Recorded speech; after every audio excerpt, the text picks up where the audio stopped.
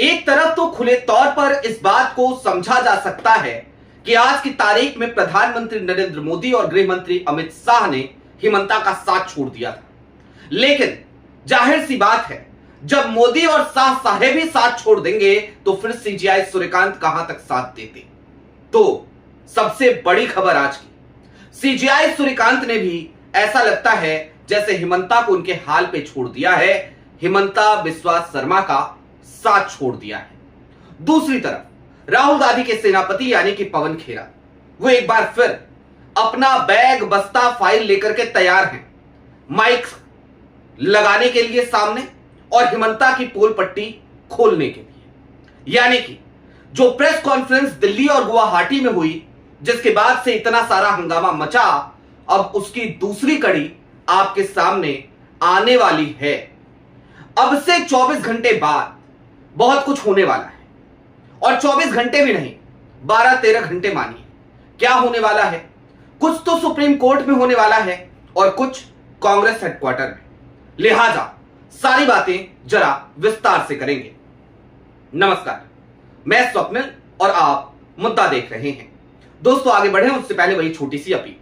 मुद्दा इन दिनों एक गंभीर आर्थिक संकट से जूझ रहा है।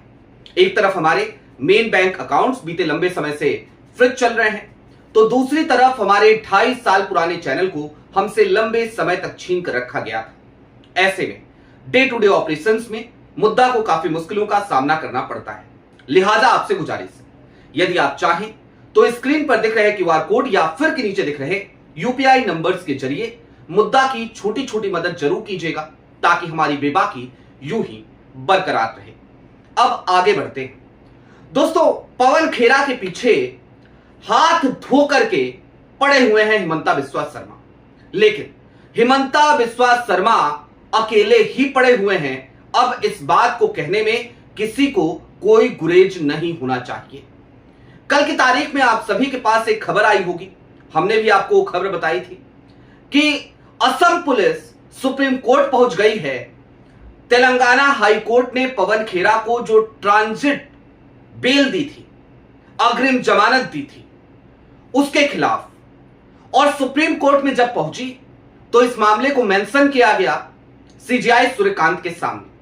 मैंने आपको जब ये कल खबर बताई थी तो यह भी बताया था कि सुप्रीम कोर्ट में सीजीआई सूर्यकांत साहब ने एक नया नियम बना दिया है कि अब अर्जेंट हियरिंग के जितने भी मामले आएंगे वो सिर्फ और सिर्फ सीजीआई साहब की बेंच के सामने ही मेंशन किया जा सकेगा। लिहाजा कल की तारीख में जब यह मामला आया अर्जेंट हियरिंग के लिए, तो इसे सीजीआई सूर्यकांत साहब की बेंच के सामने ही मेंशन किया गया, लेकिन सीजीआई सूर्यकांत ने इस पर अर्जेंट हियरिंग नहीं करी। यह आज की सबसे बड़ी खबर है, और मैंने आपसे कहा था कि 12-13 घंटे बाद बहुत कुछ होता हुआ नजर आएगा। एक मामला तो सुप्रीम कोर्ट में ही होगा, तो क्या होगा जरा वो जान लीजिए। कल की तारीख में सुप्रीम कोर्ट में जस्टिस जेके महेश्वरी और जस्टिस अतुल एस चंदूरकर साहब की बेंच, और ये दोनों जज ऐसे जज हैं, कम से कम खास तौर पे जेके महेश्वरी और साहब को लेकर के ये कहा जाता है कि भाई चाहे जो कुछ भी हो जाए, चाहे जितना भी दबाव का सामना करना पड़े, थोड़ा बहुत संतुलन बना के रखते हैं। और थोड़ा बहुत संतुलन भी बहुत कुछ होता है आज की तारीख में, जब सब कुछ असंतुलित चल रहा हो, चारों के चारों खंबे ढह चुके हो लोकतंत्र के, उस समय पर यदि कोई एक व्यक्ति संतुलन बना करके ही चल रहा हो तो भी उसकी हिम्मत की दाद देनी पड़ेगी। और CGI Suryakant master of roster हैं, यानी कि वही तय करते हैं कि कौन से मामले को कौन सी बेंच सुनेगी। तो उन्होंने इस मामले को इन दो लोगों की बेंच में डाल दिया है। कल की तारीख में इस मामले में सुनवाई होगी। अब एक तरफ तो सुप्रीम कोर्ट में पवन खेरा साहब के मामले में सुनवाई चल रही होगी, दूसरी तरफ पवन खेरा अपनी फाइलें, अपना बैग, अपना बस्ता लेकर के कांग्रेस के हेडक्वार्टर में, उस कॉन्फ्रेंस हॉल में जिसमें आप लगातार पवन खेरा को देखते हैं, हिमंता की शायद फाइल खोल रहे होंगे।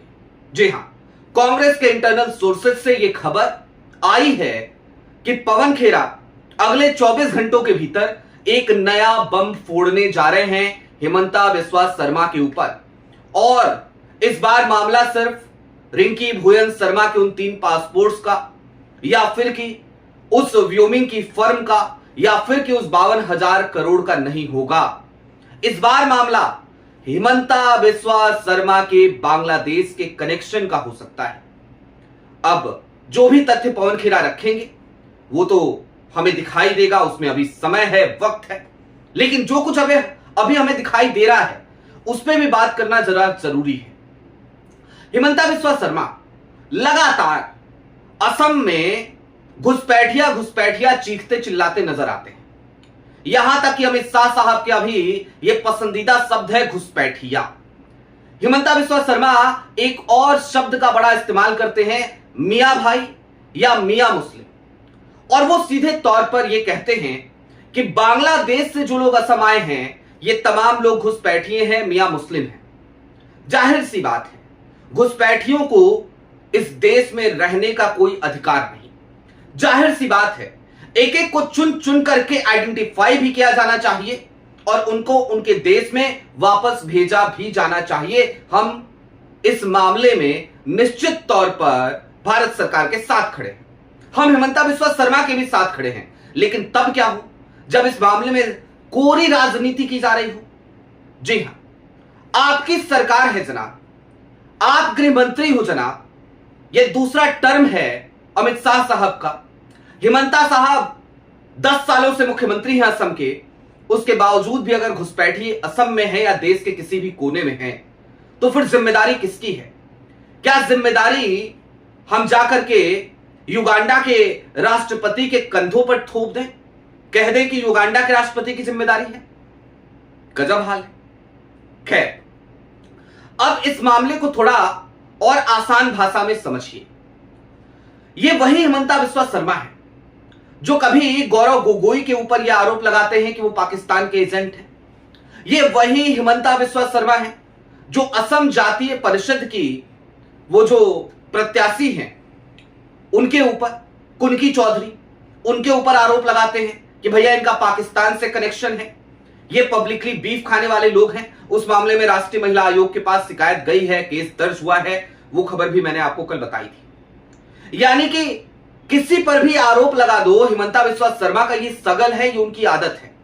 कोई दस्तावेज नहीं दिखाएंगे, कोई सबूत नहीं देंगे, कोई भी फैक्चुअल बात नहीं कहेंगे, बस आरोप मढ़ देंगे और चले जाएंगे, यानी कि हिट एंड रन वाला मामला। लेकिन दूसरी तरफ जब पवन खेरा ने सबूतों के साथ अपनी बात रखी तो हिमंता बिस्वा शर्मा के तोते उड़ गए, बौखला गए। असम में चुनाव चल रहे थे, अपनी पूरी कैंपेन को डिरेल कर दिया और हाथ धो करके सिर्फ और सिर्फ पवन खेरा के पीछे पड़ गए, ये बताने के लिए कि भैया देखो, अब जो है मैं पवन खेरा को छोड़ूंगा नहीं, मैं पवन खेरा को पेड़ा बना दूंगा। कहां तक भागेंगे पवन खेरा? अरे ये असम की पुलिस है, पाताल से खोज करके लेके आएगी, इस तरीके की भाषा। कांग्रेस के राष्ट्रीय अध्यक्ष हैं, इतने बुजुर्ग हैं मल्लिकार्जुन खड़गे, उनको पागल तक बोल दिया, राहुल गांधी को पागल तक बोल दिया, और ना जाने किस किस तरीके की भाषा का प्रयोग हिमंता बिस्वा शर्मा ने असम के चुनावों के दरमियान 5 अप्रैल की पवन खेरा की उस प्रेस कॉन्फ्रेंस के बाद किया था। अब दोस्तों, चलते चलते जरा इन तमाम तथ्यों को जोड़िए, इन तमाम डॉट्स को कनेक्ट कीजिए। सीजेआई सूर्यकांत वाले मामले को ही लेकिन सबसे पहले जोड़ते हैं। सीजेआई सूर्यकांत साहब, उन्होंने ही नियम बनाया कि अर्जेंट हियरिंग मेरी बेंच में होगी, तो मुझे बड़ी निराशा हुई थी कल की तारीख में। मुझे लगा था कि असम पुलिस पहुंचेगी, अर्जेंट हियरिंग की एप्लीकेशन देगी, और चूंकि नियम बदल चुका है तो अर्जेंट हियरिंग सीजेआई सूर्यकांत साहब की बेंच में ही होगी। हिमंता बिस्वा शर्मा के वकील ने भी कल जब वो पहुंचे वहां पर तो उन्होंने जाते ही अर्जेंट हियरिंग के लिए जब एप्लीकेशन दिया, याचिका दी, तो सीजेआई सूर्यकांत साहब के सामने कहा कि जनाब हुजूर मिलॉर्ड, इस मामले को आज ही सुन लीजिए। मिलॉर्ड ने कहा नहीं नहीं, आज नहीं सुनेंगे, आज सुनने की कोई संभावना है नहीं। और 48 घंटे बाद की तारीख अब जाकर के मुकर्रर हुई, यानी कल मामला आया था और कल सुना जाएगा। 13 तारीख को मामला आया अर्जेंट हियरिंग के तहत सुनने के लिए, और 16 तारीख को, माफ कीजिएगा 15 तारीख को उस मामले की अब सुनवाई होगी, यानी कि 48 घंटे बाद। दूसरा, सीजेआई सूर्यकांत उस मामले को सुनेंगे ही नहीं जिनसे बड़ी उम्मीदें थी हिमंता को। और क्यों होंगी उम्मीदें, जरा वो भी समझ लीजिए। हेट स्पीच का एक मामला था हिमंता बिस्वा शर्मा का, आपको याद होगा। अलग अलग तरीके के एडवर्टीजमेंट ये चल रहे थे उस समय असम में। उनमें से एक एडवर्टीजमेंट बनाया था भारतीय जनता पार्टी ने, जिसमें हिमंता बिस्वा शर्मा बंदूक लेकर के निशाना लगा रहे थे। स्नाइपर था उनके हाथ में और वो निशाना लगा रहे थे एक प्रतीकात्मक तस्वीर पर, और उस प्रतीकात्मक तस्वीर में इस देश की माइनॉरिटी का एक हिस्सा दिख रहा था, मुसलमान दिख रहे थे सीधे तौर पर। यह बात कही है तो कोई गलत नहीं है। उसके अलावा जिस तरीके की भाषा का हिमंता लगातार प्रयोग कर रहे थे कि मुसलमानों को परेशान करो, वो 5 रुपए मांगे तो 4 रुपए दो, 3 रुपए दो, 2 रुपए दो, इस तरीके का समथिंग समथिंग कुछ बयान था हिमंता का। इन तमाम मामलों को क्लब करते हुए हेट स्पीच का एक मामला पहुंचा था सुप्रीम कोर्ट में, और उस मामले में सीजेआई सूर्यकांत साहब से ही कहा गया था कि मिलाड जरा देखिए, ये मुख्यमंत्री हैं एक प्रदेश के और इनकी भाषा इस तरीके की नफरती भाषा है, इस तरीके की भड़काऊ बयानबाजी ये लगातार करते हैं। और उस समय मिलॉर्ड ने कहा था कि ऐसा लगता है जैसे बड़ा व्यक्तिगत होकर आए हैं आप, यानी कि आप सिर्फ और सिर्फ एक व्यक्ति को इस पूरे मामले में टारगेट कर रहे हैं, लिहाजा हम इसकी सुनवाई नहीं करेंगे। खारिज कर दी गई थी वो याचिका सीजेआई सूर्यकांत साहब की बेंच से। लेकिन तब से लेकर अब तक गंगा में बहुत पानी बह चुका है। हिमंता बिस्वा शर्मा का साथ उस वक्त अमित शाह भी दे रहे थे, प्रधानमंत्री नरेंद्र मोदी भी दे रहे थे, पूरी भाजपा उनके साथ तन्मयता के साथ खड़ी थी। लेकिन पवन खेरा ने 5 अप्रैल को जो आरोप हिमंता बिस्वा शर्मा के ऊपर लगाए और जो एक फिगर बताया 52,000 करोड़ का, चूंकि भारतीय जनता पार्टी बड़ी सेंट्रलाइज्ड तरीके से चलती है, वहां पर सत्ता का केंद्रीकरण है, विकेंद्रीकरण नहीं होता। ऐसे में यह अमाउंट बहुत बड़ा था और इतना बड़ा था कि भारतीय जनता पार्टी के भी होश उड़ गए, भाजपा के आला कमान के होश उड़ गए। समझ ही नहीं आया कि भाई क्या हो रहा है, इतना पैसा हमारा ही एक मुख्यमंत्री इधर उधर कर रहा है क्या। अब हो सकता है कि उसकी जांच परख कुछ की गई होगी और उसके बाद से हमें यह बात नजर आई सीधे तौर पर कि भारतीय जनता पार्टी का आला कमान तो छोड़िए, छुटभैया से छुटभैया नेता भी हिमंता बिस्वा शर्मा से दूरी बनाते हुए नजर आया। तो जब मोदी साहेब ही साथ छोड़ देंगे, जब शाह साहेब ही साथ छोड़ देंगे, तो फिर सीजेआई सूर्यकांत भला कहां तक हिमंता बिस्वा शर्मा का साथ देंगे। इस बात को आप इस तरीके से देख सकते हैं। अब कल का इंतजार कीजिए। एक तरफ सुप्रीम कोर्ट में सुनवाई है तो दूसरी तरफ पवन खेरा की अपनी और भी तैयारी है नया बम फोड़ने की, नए सबूत दिखाने की और हिमंता को फिर से घेरने की। आपकी क्या राय है वो हमें कमेंट बॉक्स में जरूर बताइएगा। अभी के लिए दीजिए इजाजत। चलते चलते फिर वही अपील, चैनल पे नए हो तो सब्सक्राइब करते हुए जाइएगा, सक्षम हो तो छोटी छोटी मदद मुद्दा की जरूर कीजिएगा। बहुत शुक्रिया।